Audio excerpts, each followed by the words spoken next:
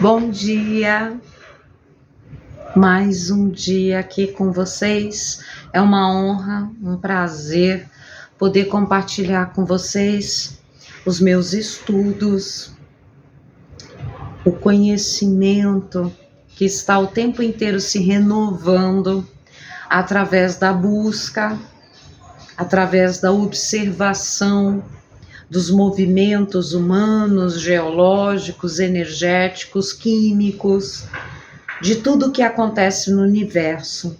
Então hoje eu me propus a falar sobre 3 pessoas muito importantes, mundialmente importantes, cada um em seu segmento, para a evolução mental, comportamental, profissional, de massa.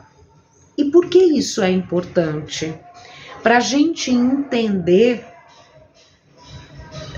entender como funciona a normativa terrestre diante de homens que são imbuídos de uma força atômica que chega em muitos, que se torna internacionalmente conhecido por feitos que levam a humanidade a segui-los, a observá-los, a se orientar por essas pessoas na área da cura, na área profissional, na área do comportamento humano, do entretenimento, ou seja lá o que for. Então, por que eu escolhi falar de Oprah, Deepak Chopra e Bill Gates? Porque essas 3 pessoas estiveram presentes através do meu feed durante o processo de criação.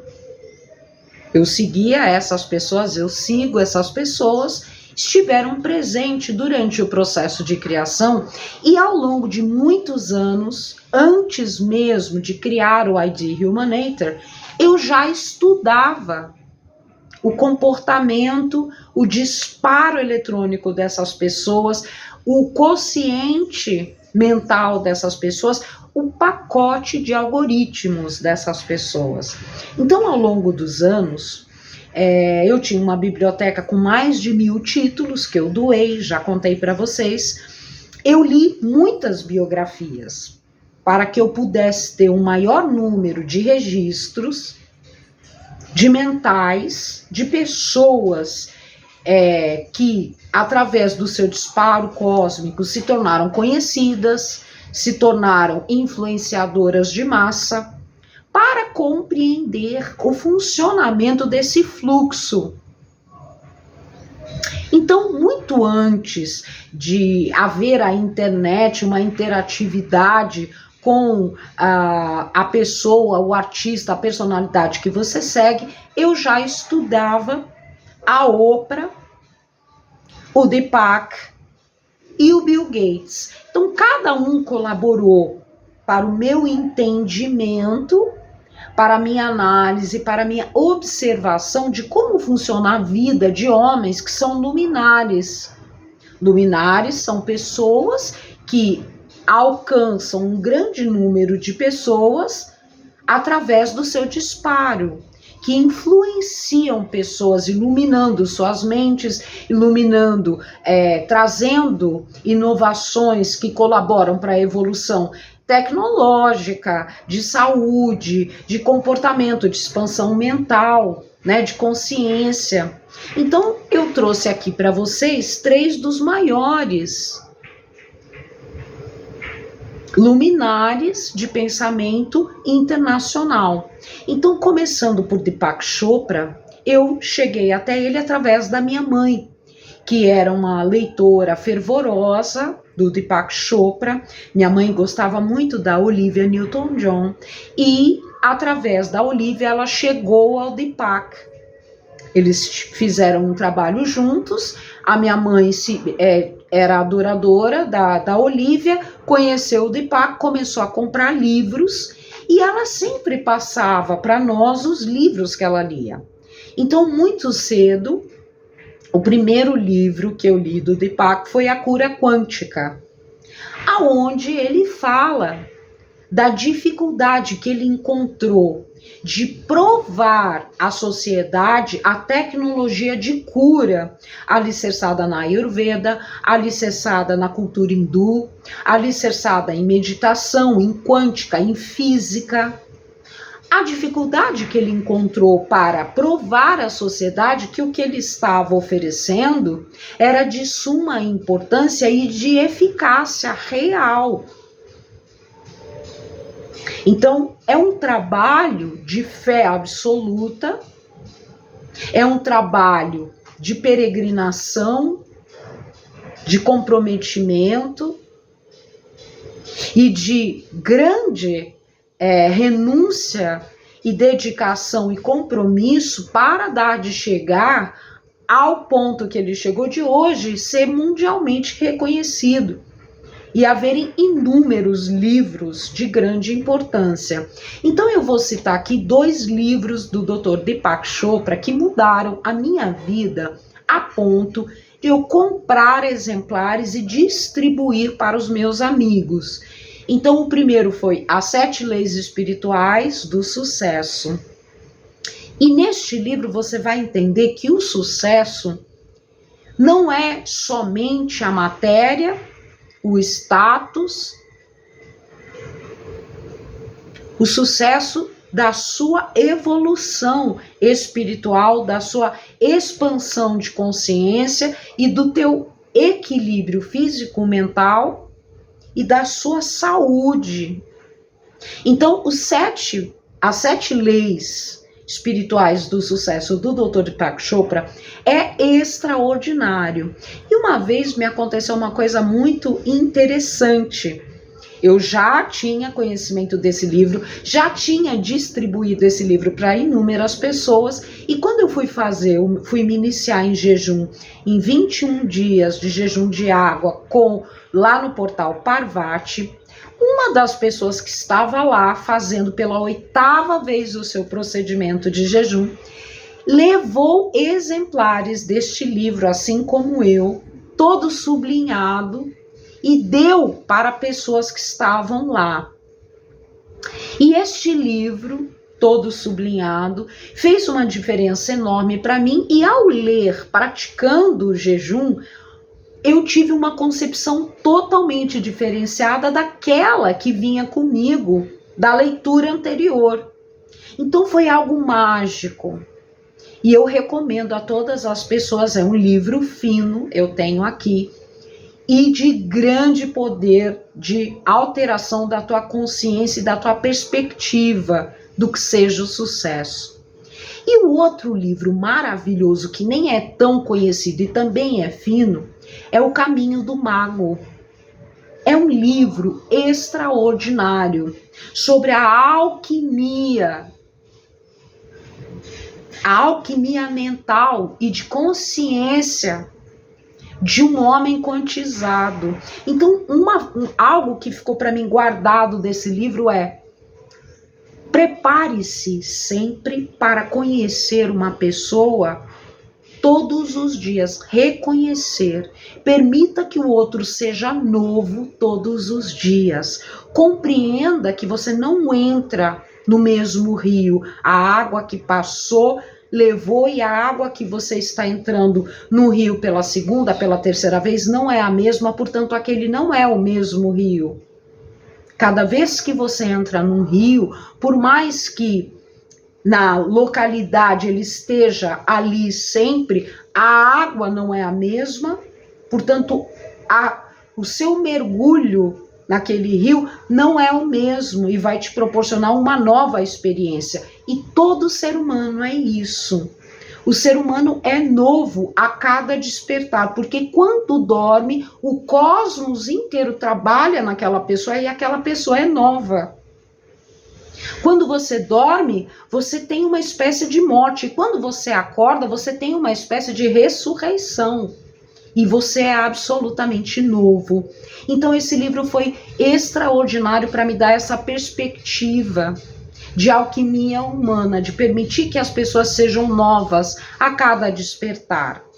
Então eu sou muito grata ao Dr. Deepak, e ele é uma inspiração para mim, para que eu continue compartilhando aquilo que eu tenho para mim, para a sobrevivência no mundo em que eu vivo, para a transcendência do ego artístico, que eu nasci em uma família artística, para a transcendência de toda a expectativa terrestre diante de uma vida inserida na arte, na visibilidade, na exposição, para manter-me sólida diante de tudo que as pessoas públicas enfrentam. Então, o Dr. Deepak é de grande importância para mim. Aí vem a Oprah.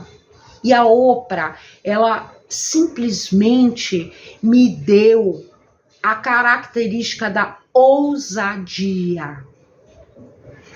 Ao ler uma biografia não autorizada da Oprah, em primeiro lugar, eu fiquei bastante defensiva com relação ao próprio livro, porque eu acho muito interessante que alguém pegue a história de uma mulher famosa e escreva, tenha o direito de escrever sobre os acontecimentos da vida desta mulher sem entrevistar e ganhar dinheiro com a vida da pessoa. Eu acho isso, assim, uma coisa terrestre, assim, bizarra. Mas isto é ser famoso.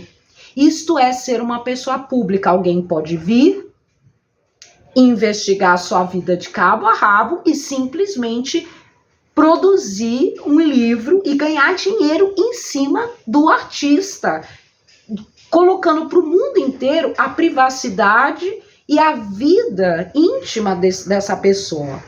Mas, através do livro, eu também pude conhecer tudo o que ela passou para se tornar uma das maiores mentes evolutivas de milhares de mulheres e homens que tiveram acesso à sua forma de pensar o mundo, à sua forma de compartilhar conhecimento na área de saúde, livros, o clube, a leitura, o quanto ela incentivou a leitura, que é o livro é uma ferramenta alquímica. Você começa uma pessoa, quando você começa a ler, e no final do livro você é outra pessoa.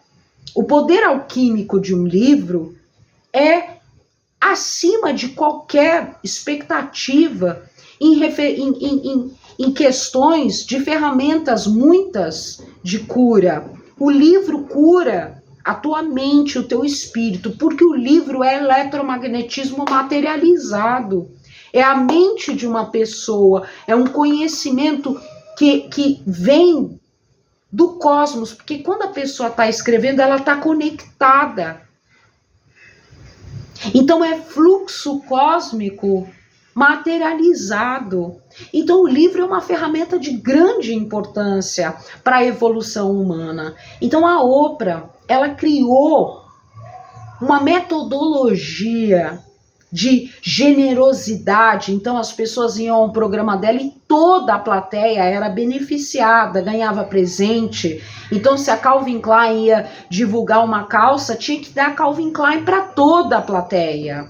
Se teve um acontecimento de dar carro para toda a plateia, para um carro ser divulgado no programa dela, tinha que dar um carro para toda a plateia. Então assim, ela criou uma ambiência, um conceitual de generosidade, de todos terem acesso ao que é bom, né? Uma difusão de diversidade, de inclusão. Ela trouxe para todos um outro conceito de apresentar ao mundo pessoas, uma outra linguagem de comunicação. E isso foi de grande importância. Só que ao ver tudo que ela passou para se tornar quem ela é, você entende que aqueles que são de fato grandes e que têm algo de valioso para oferecer, enfrentam boicotes e golpes e tentativas de impedir o crescimento de forma abissal. Por exemplo, no primeiro programa que ela teve de auditório, que ela se tornou importante, a equipe dela inteira sabotava ela. Ela teve que lidar durante um período enorme com uma equipe que sabotava ela em tudo. E ela tinha que fazer o programa acontecer e ela tinha que lidar com aquilo. E nenhuma equipe inteira sabotando fez ela deixar de se tornar a apresentadora que ela é mundialmente conhecida hoje. Então a gente entender que quanto mais forte é o combate a você, isto é um sinal inquestionável para todos que estudam a evolução e o comportamento humano, a escalada de um negócio, a escalada de uma personalidade é o combate. Quanto maior for, ali está o ouro. Quanto maior for aquilo que para os outros não oferece ameaça, não está em combate ao pensamento dos outros, aquilo que se enquadra direitinho, deixa passar, pode brilhar, pode fazer sucesso, mas aquilo que tem uma propriedade única e que inclusive ameaça os interesses ou causa muita inveja, sofre um combate violento. E este é o termômetro do sucesso. Então, quando existe campanhas contra uma pessoa, movimentos de massa, essa pessoa está imbuída de uma força inacreditável e de algo que de fato tem valor, por isso mesmo que tentam cortar. Então, o termômetro para saber algo grandioso é o combate a essa pessoa. E isto, todo mundo, os empresários, eu estudei em gestão empresarial, marketing, e-commerce, estudei, todo mundo sabe, você aprende sobre isso. Você será combatido quanto melhor você for. Eu fui na palestra do Caíto Maia, ele falou, se o seu negócio for bom, vai dar merda e você tem que se posicionar. E a partir do momento que eu me posicionei, a merda tá aí para todo mundo ver, mas não tem problema, porque a gente transcende com inteligência, com jogo de cintura, com sabedoria, porque o importante não é brigar, não é provar, porque se tá combatendo é porque é bom. O importante é continuar fazendo. É não parar. Ah, mas não tem ninguém vendo. Não tem problema, porque você não sabe se no futuro um vídeo teu acontece e as pessoas vão ver tudo que tá para trás. E mais, você não sabe se o que você tá fazendo é para essa geração ou vai ficar para aqueles que virão. Portanto, faça. E vamos falar agora de Bill Gates. Eu sou completamente apaixonada pelo Bill Gates. Digam o que quiser.